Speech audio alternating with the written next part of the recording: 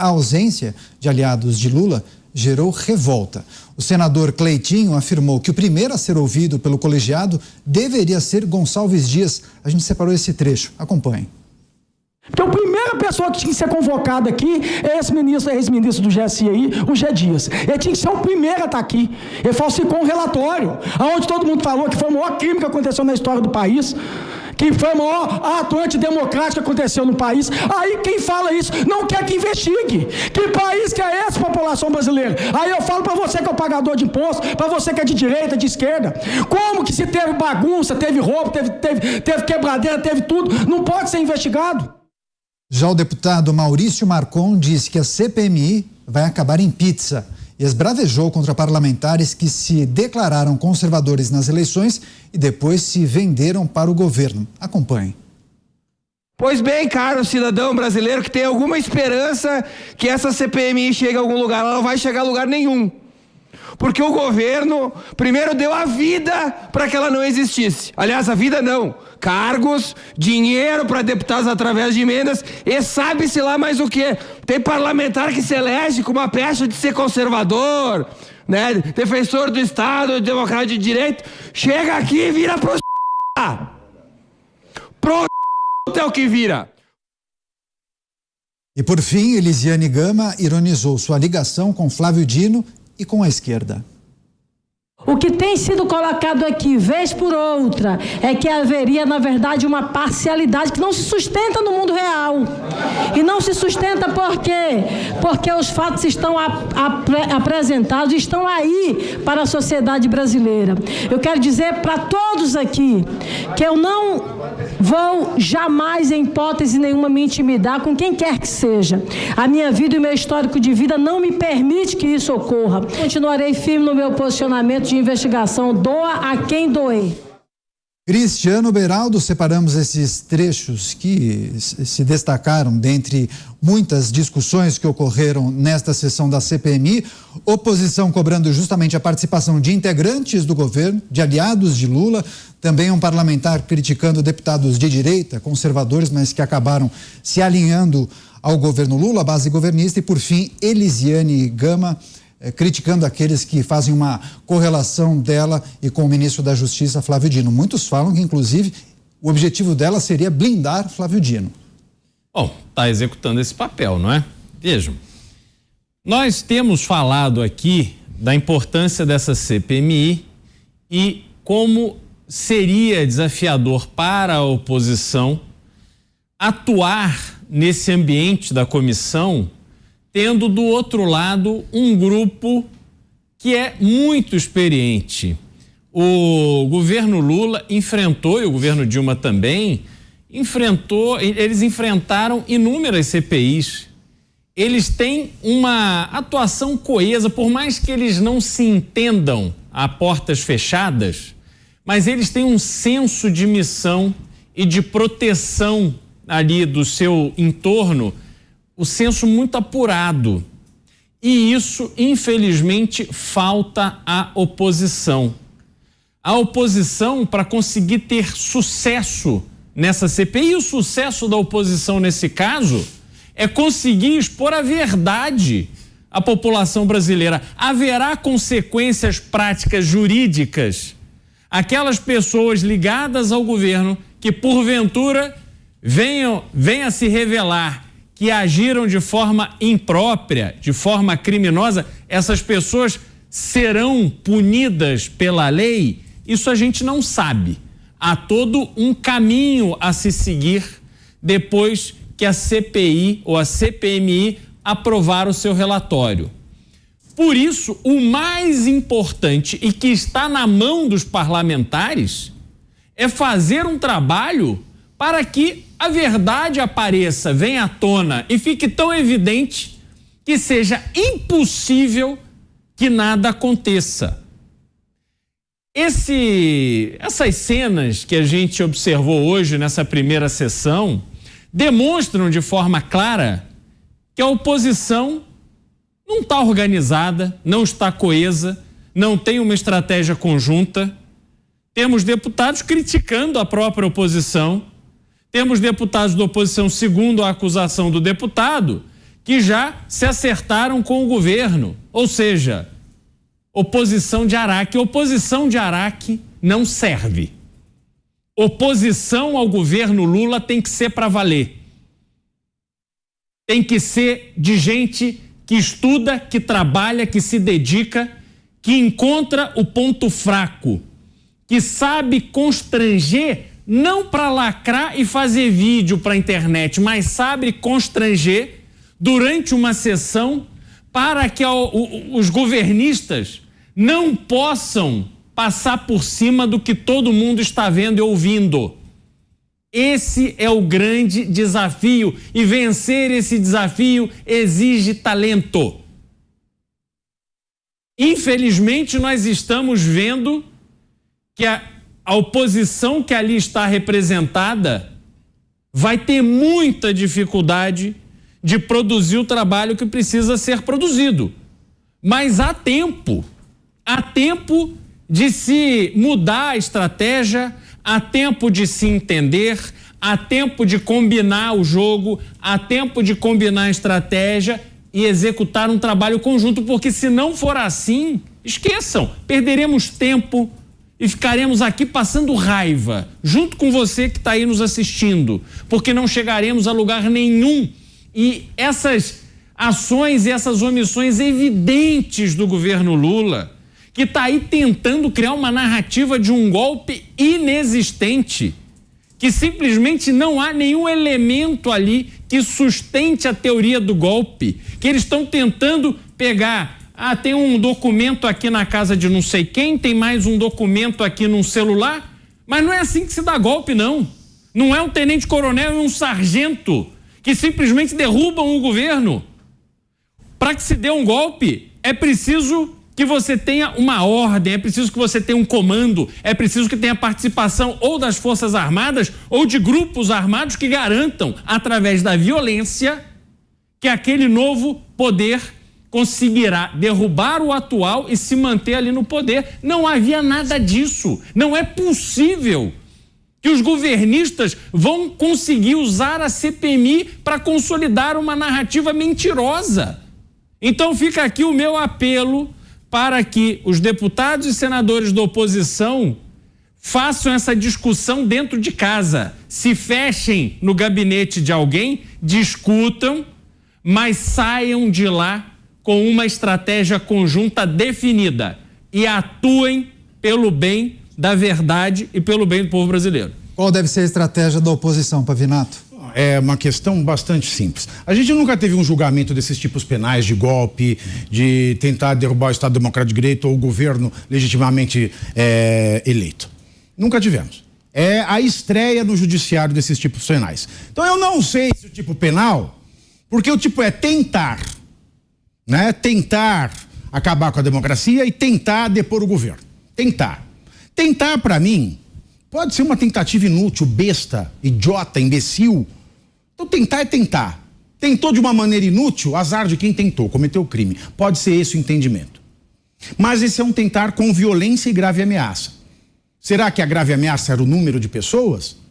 Será que a violência estava caracterizada no vandalismo?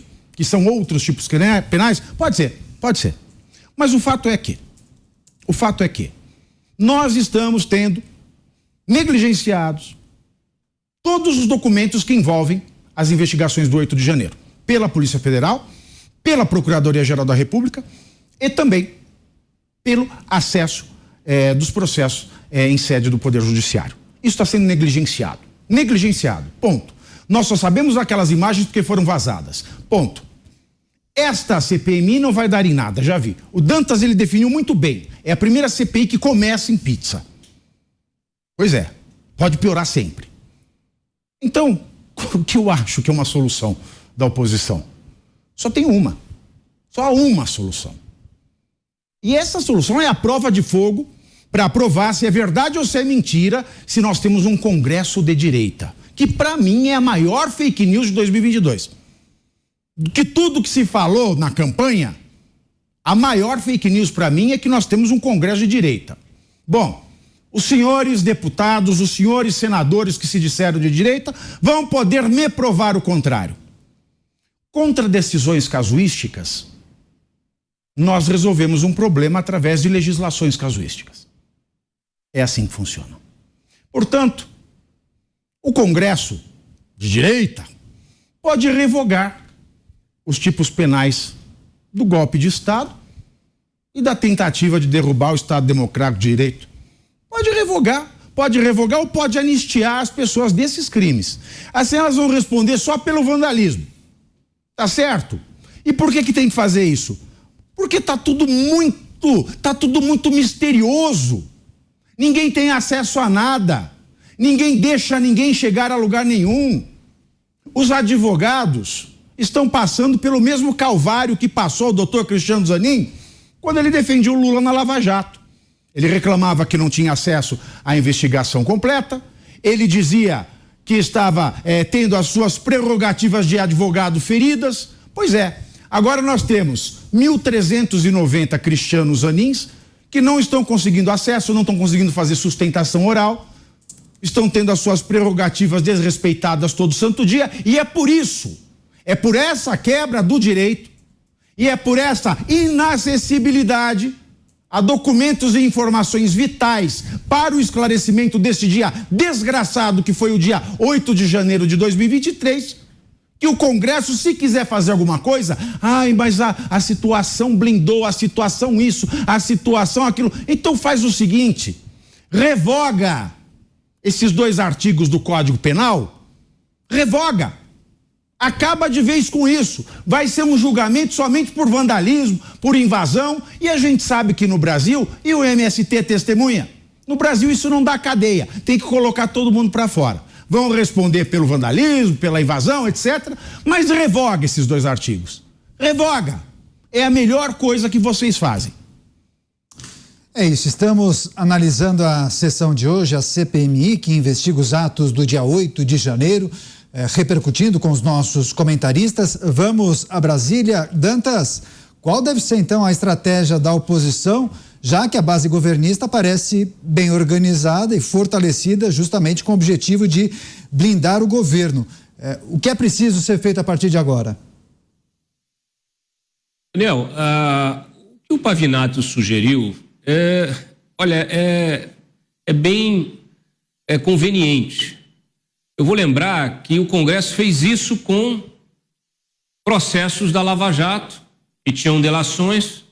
Eles foram lá, usaram o pacote anticrime para restringir as delações, botaram um artigozinho dizendo que delações tinham que ter provas autônomas. Os delatores tinham que apresentar provas autônomas, ou seja, não bastava mais que um inquérito apurasse várias provas circunstanciais, trouxesse indícios que fortalecessem a versão do delator. O próprio delator tinha que delatar e tinha que entregar todas as provas ali que confirmassem o seu relato. Com isso, uma série de processos, de investigações que nem ainda iam gerar denúncias, né? Ou algumas que geraram, foram para o lixo. Isso aconteceu, inclusive, com a do Arthur Lira agora. Foi rejeitada a denúncia foi apresentada e agora aí suspenderam, olha só, né, a cronologia dos fatos. A denúncia foi apresentada em 2018, em 2019 suspenderam o processo, a denúncia antes de julgar o seu recebimento no STF. Foi feita a votação do pacote anticrime, né?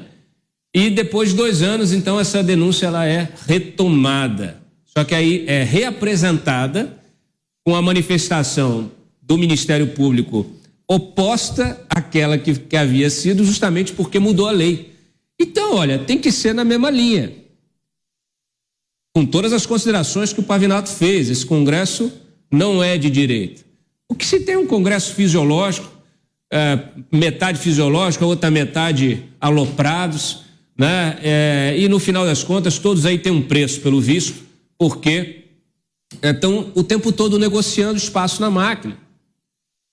O Lula, e a gente vai tratar disso hoje, o Lula agora já está rindo da cara de todos os parlamentares que vinham fazendo, inclusive do Arthur Lira, do Davi Alcolumbre, todos eles são muito espertos, negociaram e tal, pá, vamos aprovar o Zanin rápido. O outro falou assim, não, olha, eu vou aprovar aqui o arcabouço fiscal, mas a reforma da tributária não vai passar tão fácil, a menos que você abra aí mais espaço no governo. Pressionaram pela reforma ministerial, aí pela mini reforma ministerial, e o Lula hoje deu uma banana para todos, porque ele sabe que é fácil manipular esse Congresso, apesar de ser um Congresso que historicamente tem mais poder do que já teve na história.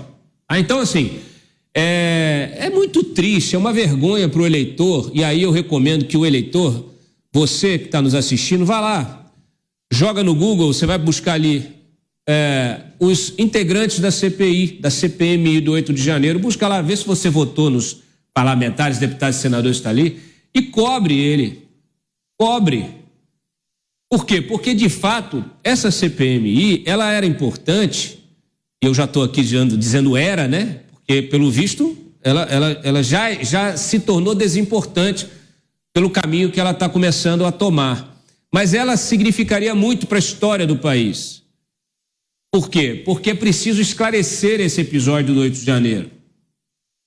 Já que a investigação judicial não está preocupada, pelo menos até agora, em avançar sobre a responsabilidade dos agentes públicos do governo federal, né, para impedir as invasões, a CPMI tinha essa atribuição.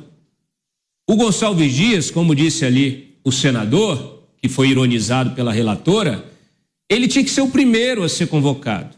Ele e o delegado responsável pelas investigações, que também não está preocupado em investigar omissões, né? A única omissão que eles estão preocupados em investigar é a do Anderson Torres. Agora, do Gonçalves Dias ou de qualquer outra autoridade, ninguém parece preocupado. E o Gonçalves Dias, é bom que se destaque aqui, que ele era simplesmente o chefe do GSI. Era ele quem tinha o controle do sistema brasileiro de informações. Debaixo do seu guarda-chuva estão todas as agências de inteligência do país, inclusive as militares, inclusive as das secretarias de segurança pública. Todo protesto em frente de quartéis no Brasil inteiro, todos esses quartéis têm os seus órgãos de inteligência, vão informando, vão abastecendo esse sistema, que é um funil, é uma pirâmide, e no topo da pirâmide está o presidente da República, e o segundo homem mais bem informado da República é justamente o chefe do GSI. Então esse general dizer que não sabia de nada, que não foi informado de nada, que não informou o presidente de nada, isso é a mentira mais deslavada já contada desde a campanha, desde o tal do golpe da Dilma Rousseff e etc. Então, assim, o general mente de forma descarada, mente para o Congresso, mente para o país, mentiu inclusive manipulando documentos que foram enviados ao Congresso. E a senhora relatora da CPMI tem a pachorra de dizer que não vai convocar para prestar esclarecimentos.